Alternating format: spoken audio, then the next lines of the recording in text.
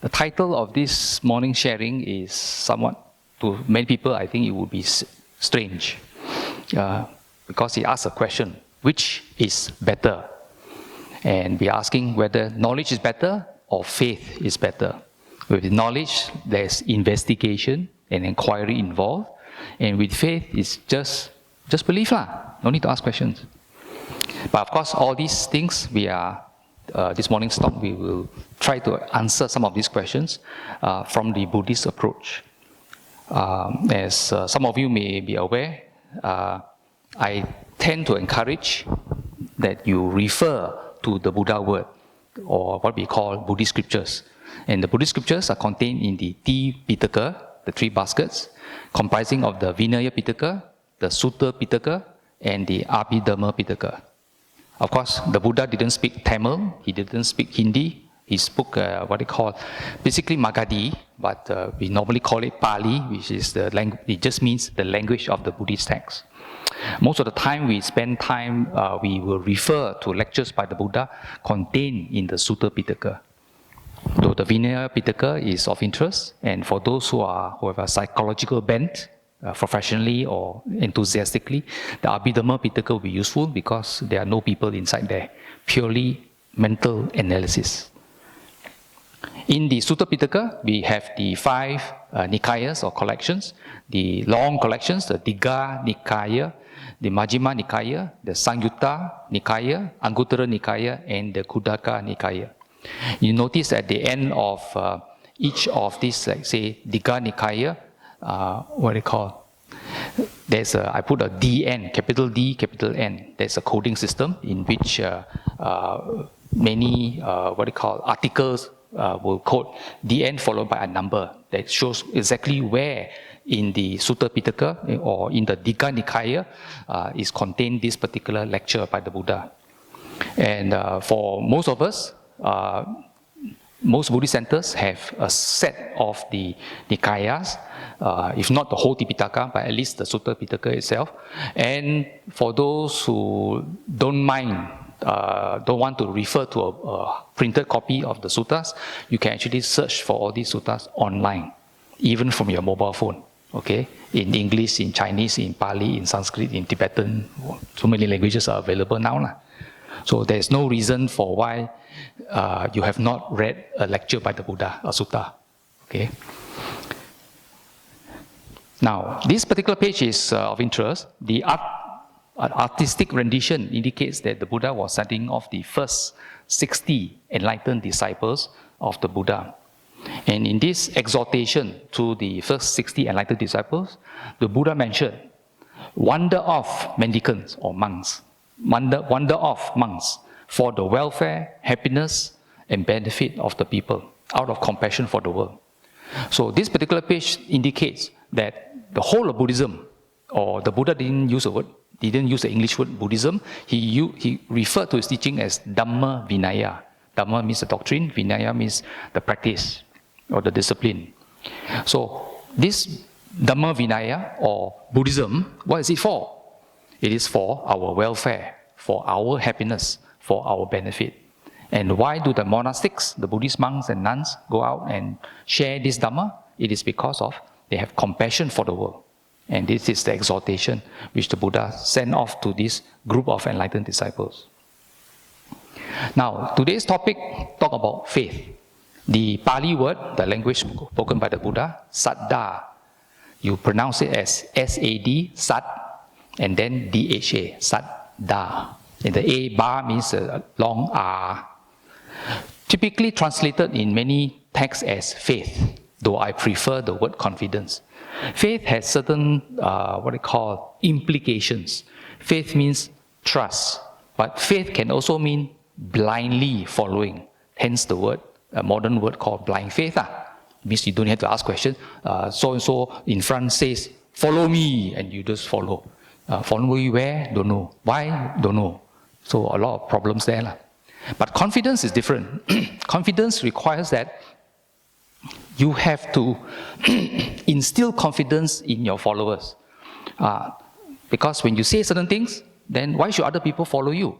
Or believe you? Or take up your advice? So you need to show through your logic of your teachings or your practice and so on, then your congregation can develop confidence. So confidence is not one time the person come and you have perfect confidence. No such thing. Confidence takes time for the audience to get to know you, what you say, and so on. And therefore, it has to be developed. Now, here, from an extract from an article, Faith is Essential for Buddhist Liberation by Dr. Ari Ubaye-Sakara. He says that faith, as defined in the Oxford Dictionary, a strong belief in the doctrine of a religion based on spiritual conviction rather than proof. That means no proof is needed. Or complete trust and confidence in someone or something. This is a standard definition. Not just Oxford, but many other dictionaries. But interestingly, Buddhism is not a faith. Okay? It's not a faith-based religion. In fact, religion is synonymous with faith. But sometimes you define Buddhism is not even a religion. But basically, this author says Buddhism is not a faith-based religion, but a non-theistic. Not the atheist. Theistic means to believe in the capital G-O-D. But non-theistic means you don't need a capital G-O-D to be involved. So, but a non-theistic religion with no creator God, in which one is expected to surrender oneself to the particular savior or power for one's salvation. So here, the last paragraph, it says, Buddhism, what is been translated as faith in English language, appears as saddha in the Pali language, meaning faith, trust, devotion, or confidence. And interestingly, this author reveals that there are essentially two kinds of faith, or two kinds of saddha. One is amulika saddha, which is blind, irrational, baseless, or rootless faith. This is the general meaning, but today I like to use the word blind faith. And the other kind is the akaravati saddha, which is confidence, based on reason and experience. So two kinds, you have to be very careful. Because many lectures by the Buddha says that you must have faith. Here, the Buddha is referring to the second portion of the faith, not the first one. But most of us need the first one. Okay, let me go to the next page. Now, the Buddha did not encourage the disciples to blindly follow him. In fact, the Buddha said, don't believe me. Okay, the Buddha actually said that.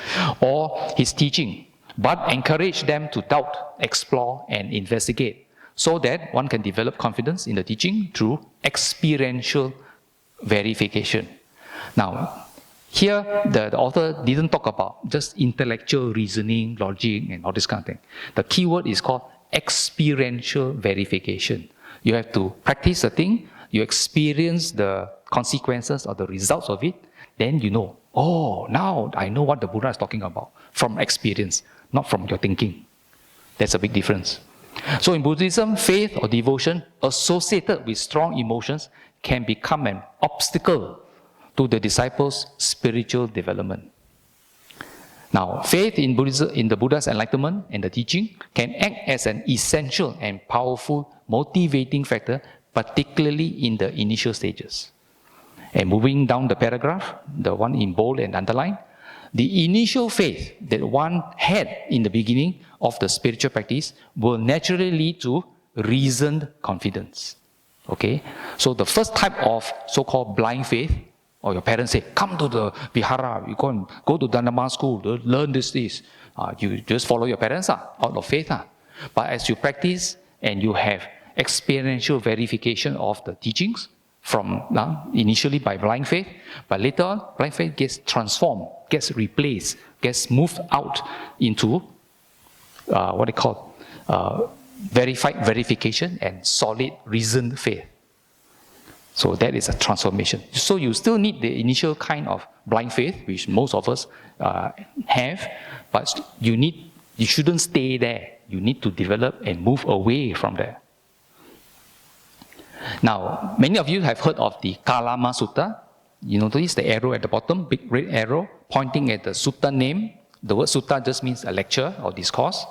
And Kalama is the name of the people that stay in the kampong.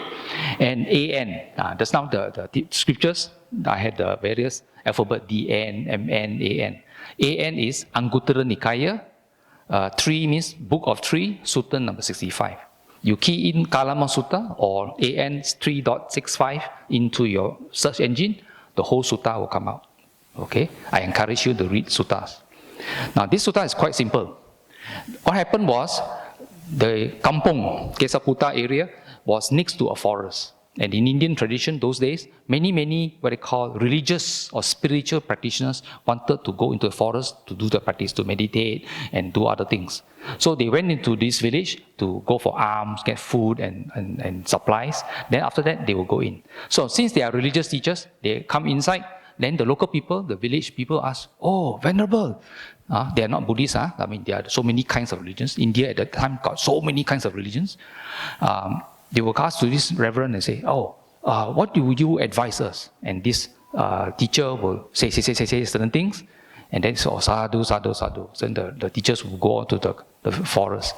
Then the next thing, another teacher will come with his followers and come and get supplies. And the village people will ask this teacher, "What do you advise?" Then the teacher will talk, will give their own Dhamma talk.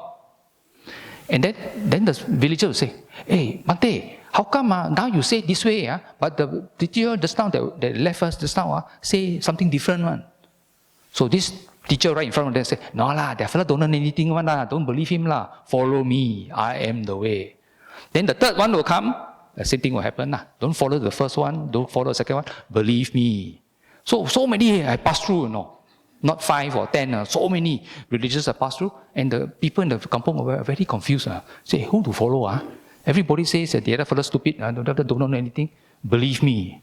So when the Buddha, first time they see the Buddha came in, I think half the town probably believes that probably the Buddha will say the same thing. But the Buddha didn't say that, The Buddha says, "Kalamas, don't go by reports, by legends, by traditions, by scripture."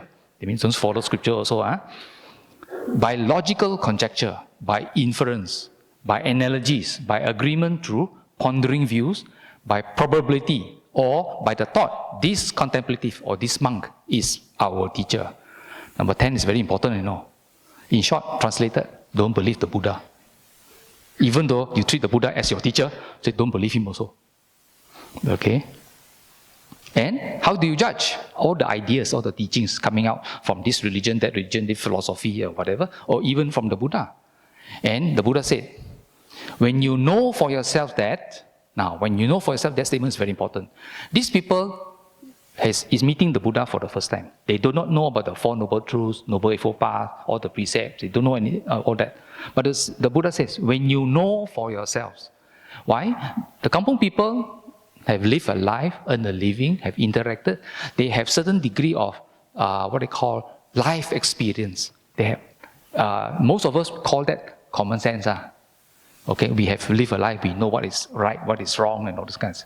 So when you know for yourself that these qualities taught by so-and-so are unskillful, these qualities are blameworthy, these qualities are criticized by the wise, these qualities, when adopted and carried out, lead to harm and to suffering, then you should abandon them. You should reject all those silly ideas that cause all these problems. Now, of course, to reject is one thing, but when do you accept it? Which is the second portion of the sutta.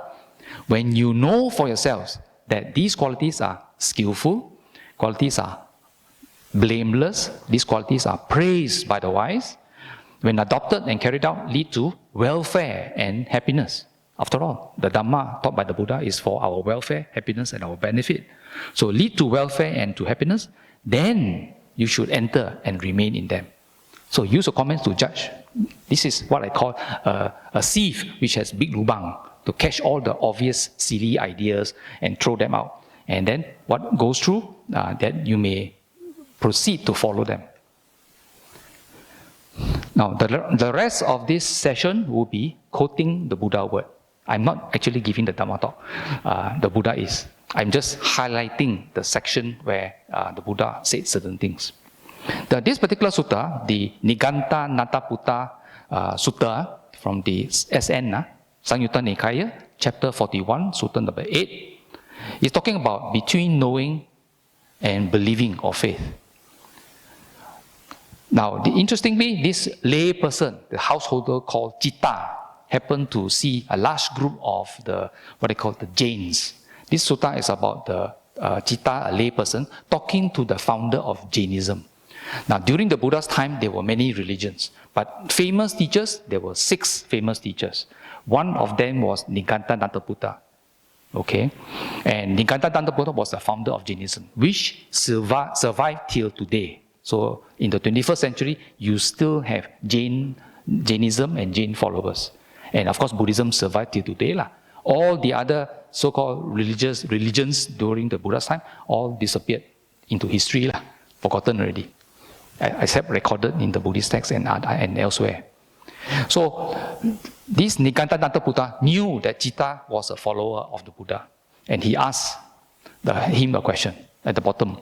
Householder, do you have faith in the ascetic Gautama's claim? Say, do you have faith? And interestingly, regard to what question? This is the following paragraph, the bottom paragraph is talking about meditation states. There is a state of immersion or concentration without placing the mind and keeping it connected. That there is a cessation of placing the mind and keeping it connected. So, talking about certain aspect of meditation. That means obviously Nigantha did not believe in this kind of ideas. So he asked Citta, him being a follower of the Buddha, do you have faith in the Buddha? And Citta said, sir, in this case, this particular question which Nigantha posed, I do not rely on faith in the Buddha's claim that this kind of meditation state exists. And so this Jain teacher was very happy. Wow, Buddha's disciple doesn't believe the Buddha, I know. Then he turned around to his Jain followers. See, good sirs, how straightforward this householder Citta is. He's not devious or deceitful, and so on. But more importantly, today's topic is based on this particular quotation from this sutta. Citta said, what do you think, sir? Which is better, knowledge or faith? Okay, so now you know where this title of this talk comes from this sutta itself. So he asked Nigantha which is better? And common sense will say, even the Nigantha the Jain teacher said, knowledge is definitely better than faith. Notice faith, the Pali word saddaya or saddala. And what is knowledge? Jnana. Okay, that is knowledge in Pali. So here, knowledge is better. So what happened is, Citta proceeded to explain what he meant by that. Well, sir, whenever I want, quite secluded from sensual pleasures, secluded from unskillful qualities, I enter and remain in the first absorption. He's trying to tell this Jain teacher that whenever I'm secluded, I'm free from sensual pleasures with unskillful qualities, all secluded, then he goes into meditation. He enters a certain degree of meditation. It's called the first absorption. This is the English translation. The Pali word here underlined is jhana. So he enters the first jhana. And whenever I want, as placing of the mind and keeping it connected are still, I enter and remain in the second absorption. Dutiyang jhanang. And whenever I want, with the fading away of rapture, I enter and remain in the third absorption, tatiyang jhanang. So up to this page, bottom of the page, he has described that he personally is able to enter the first, then go deeper, second jhana, then go into the third jhana. And at the top of the page, and whenever I want, giving up pleasure and pain, I enter and remain in the fourth absorption, chatutang jhanang, the fourth absorption, which is the deepest you can ever go. And so, sir, since I know, it means he himself is able to practice and go into the deep states of meditation up to the fourth jhana. Since I know and see like this, why should I rely on faith in another ascetic of Brahmin? So that means he has practiced what the Buddha has taught, how to meditate. He has experienced the thing he has mentioned. So I don't need to trust the Buddha. I know. So that is this state lah. This is deep state. So clearly, experiencing the results of the Buddha teaching is very, very important. Not just to have blind faith or just have faith in the Buddha. Now, in this particular sutta, the Chanki Sutta, Majjhima Nikaya Sutta number 95, this is quite interesting. This is a conversation about what they call the profoundness of the Vedas. You know, in ancient India during the Buddha's time, there was no Hinduism, there was only Brahmanism, and Brahmanism was based mostly on the Vedas, the Rig Veda and so other Vedas.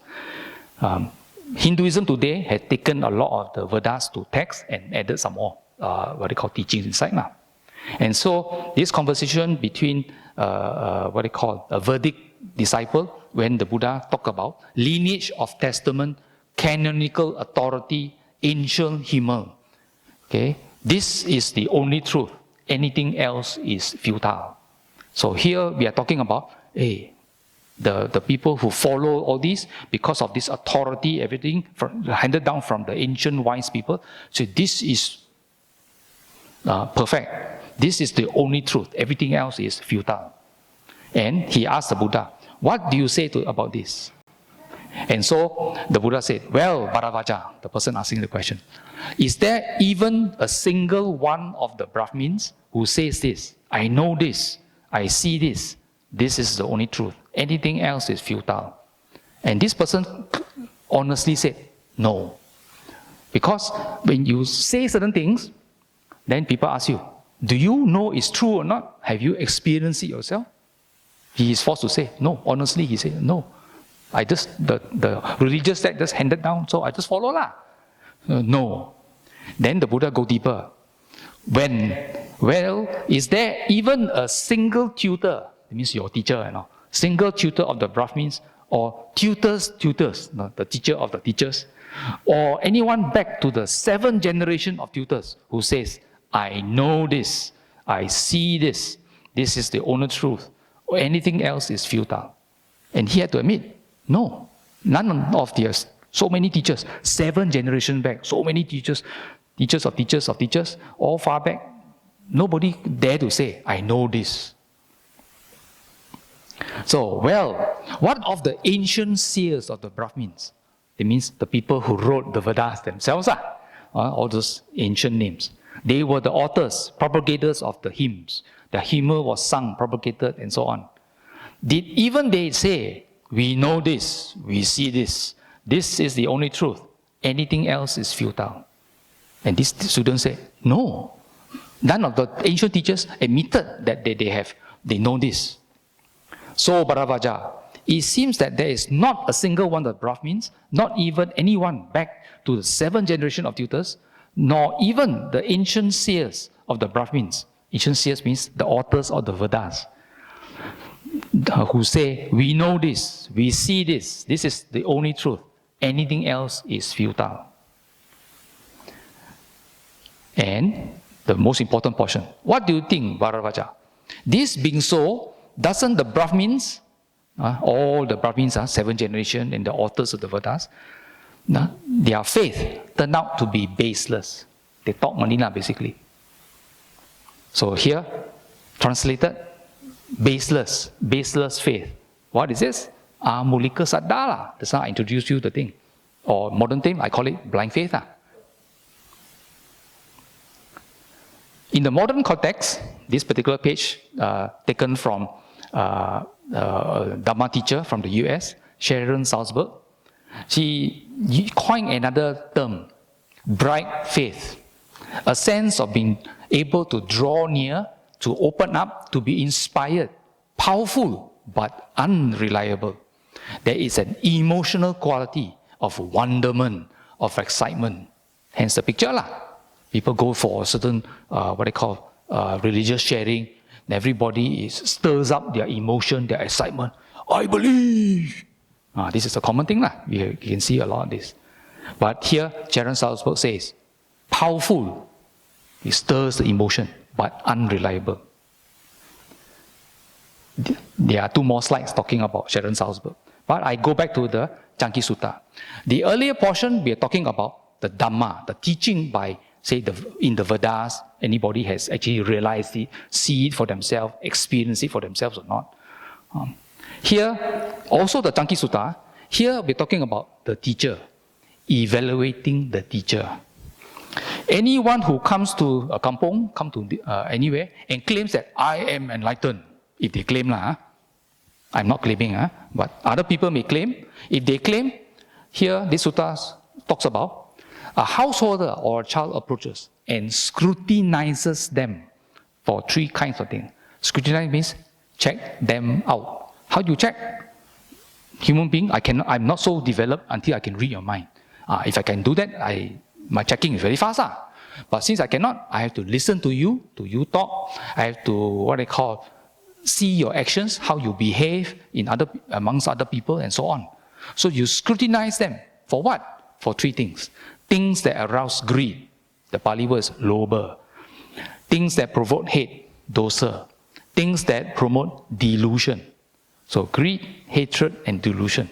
You scrutinize them. Since they claim that they are enlightened, do they have any of these things in their speech, in their bodily actions, and so on? Example, does this venerable have any qualities that arouse greed? Such qualities that, were their mind to be overwhelmed by them, they might say that they know, even though they don't know. Or that they see, even though they don't see. Or that they might encourage others to do what is for their lasting harm and suffering. Notice, I put a lot, which is an extract from the sutta. The sutta continues. But this page, I quickly jump to the main conclusion. Scrutinizing them in this way, they see that they are purified. You might evaluate some people, this one is reject, fail. They say they are enlightened, but they have greed, they reject. But occasionally, you may come across religious teachers who claim to be enlightened, that they are purified of qualities that arouse greed. That means those teachers who claim they are enlightened, you check them over some time, you see their behavior, you see what they say, then you found out that actually they don't seem to show any greed, So scrutinizing them in this way, they are purified of qualities that provoke hate. So they don't exhibit character, hateful character. Or they are purified of qualities that promote delusion. So this one, here, this particular portion of the Chanki Sutta, the Buddha encourages you to investigate, to scrutinize. Just now in the puja, you recited the qualities of the Dhamma. You came across a Pali word called Ehi Pasiko. Ehi means come. Pasiko means to see. What to see? To see deeply. It means to check it out. To come and investigate. So the whole of Buddhism is about investigation. Okay? Not just of other people, but of yourself. Here, we're talking about of your potential teacher, especially teachers who claim that I am enlightened, you must follow me. Be careful. Now, going to this particular sutta, Upali Sutta, named after a person called Upali. Upali is a lay person, a millionaire, staying in the village called Nalanda. Nalanda, some people might know. Nalanda University. This was many hundred years before Nalanda University was even built. This is Kampong Nalanda. But Upali was a rich man staying in the village. And the sutta is quite interesting. There was some encounter between the Buddha and one of the Jain disciples, some conversation, hence the ... got a lot of discussion there. And finally, this Upali came and met up with the Jain teacher, Nikanta Nataputta himself.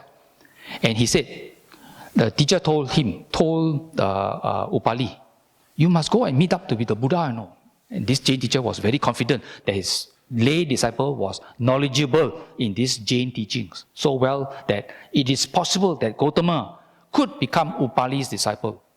Go, householder, refute the ascetic Gautama's doctrine. And so he went and met up with the Buddha. And he posed certain questions, Upali posed certain questions to the Buddha, and the Buddha gave certain answers.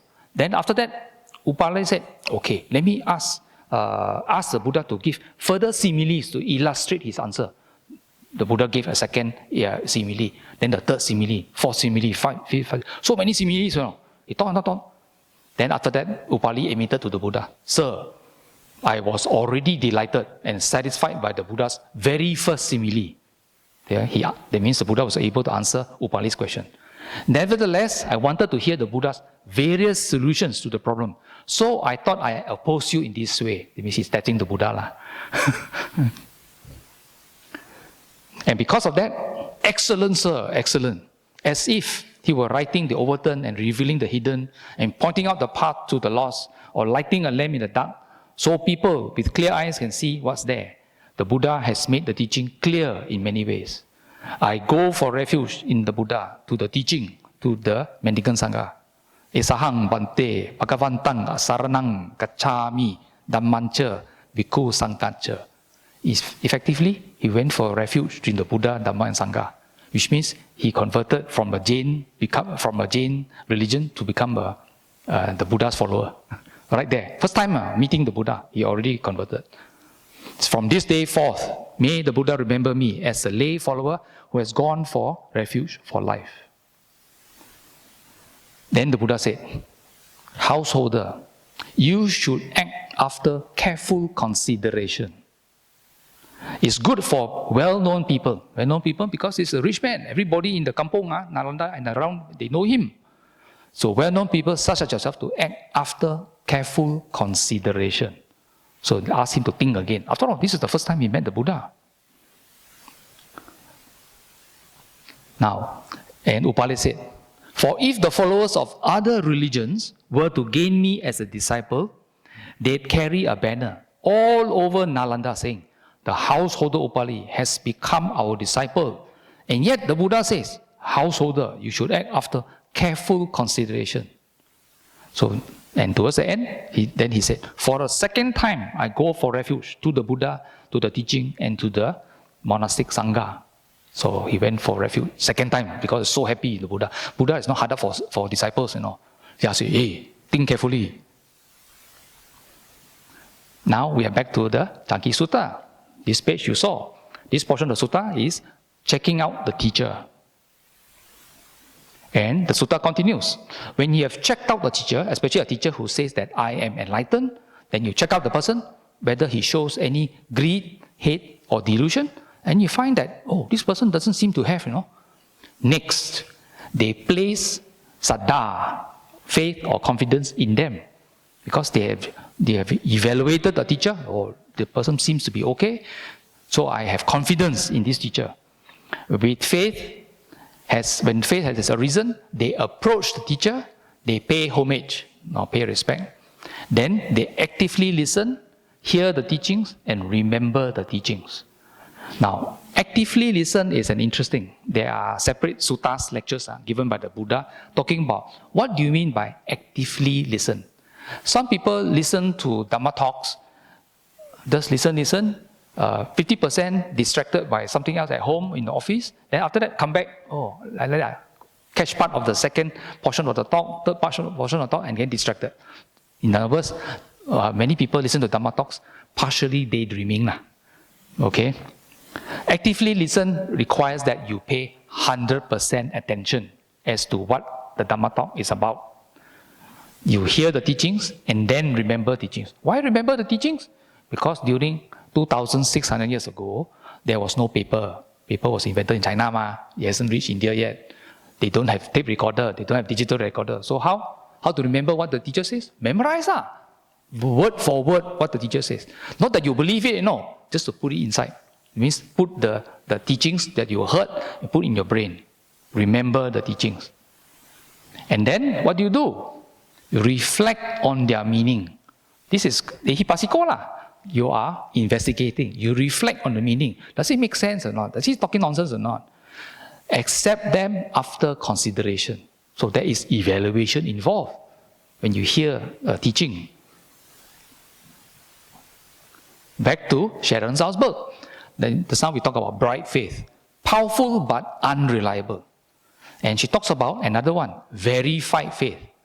Encountered a teaching and have gotten inspired. And we have done something about that. Not just listen and know, very entertaining Dhamma talk, then go back, never do anything. In one ear, out the other, as we all say. But here, gotten inspired and we have done something about that. we have actually practiced. We have explored for ourselves. This portion is very important. You have to practice. Practice means to test whether it makes sense or not, whether it works or not. Explore it for ourselves. And later on, I will talk about unshakable faith. Back to the sutta.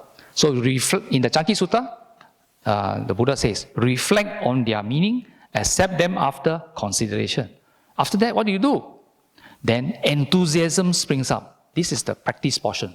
You heard the teachings, you actively heard the teachings. Now, teachings is not just to hear and very nice, very entertaining, but it's for you to put into action. So enthusiasm springs up. You make an effort, weigh up and persevere in your application of what you heard, what the teachings. And then persevering, they directly realize the ultimate truth and see it with penetrating wisdom. The word see it with penetrating means they themselves see, not rely on somebody. Say, oh, that fellow saw, oh, I believe you. No, I see it for myself. Because you heard the teachings, you practice, you see it means I know. Transforming from mere belief to become I know for myself. Back to Sharon Salzberg. Unshakable faith.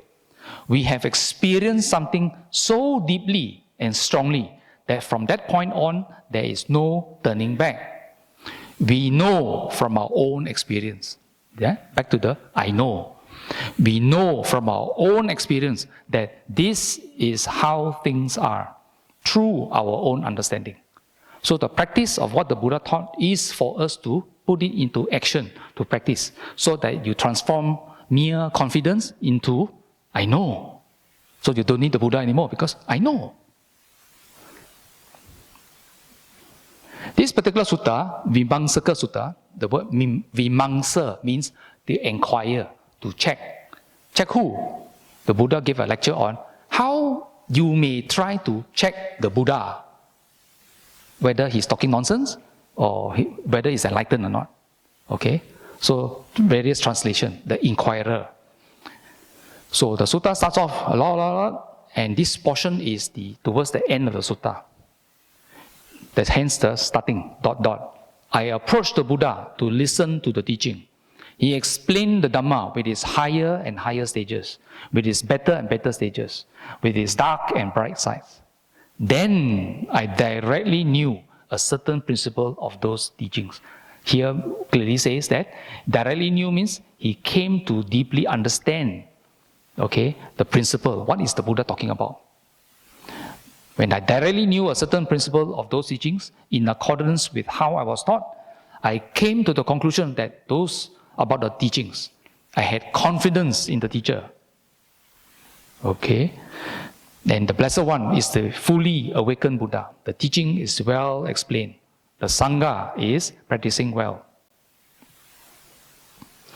When someone's faith is settled, rooted, planted in the Buddha, in this manner, with these words and phrases, it is said to be grounded faith that is based on evidence. So back to the Pali word, saddha, akarivati saddha, grounded faith. We want to transform our mere, blind faith or just trust into grounded faith. Grounded faith, what is that? I know, because you have confidence, you've tested it, you tried it. And the Buddha says, it is strong and cannot be shifted by any ascetic or Brahmin or God or Mara or divinity or anyone in the world. Because I know, you cannot refute what I know. That is how there is legitimate scrutiny of the Buddha. And that is how the Buddha is legitimately well scrutinized. So the Buddha is telling people, scrutinize the Buddha.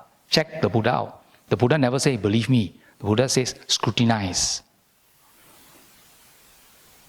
Now, I've gone through many suttas, and for many of us, difficult to remember so many things.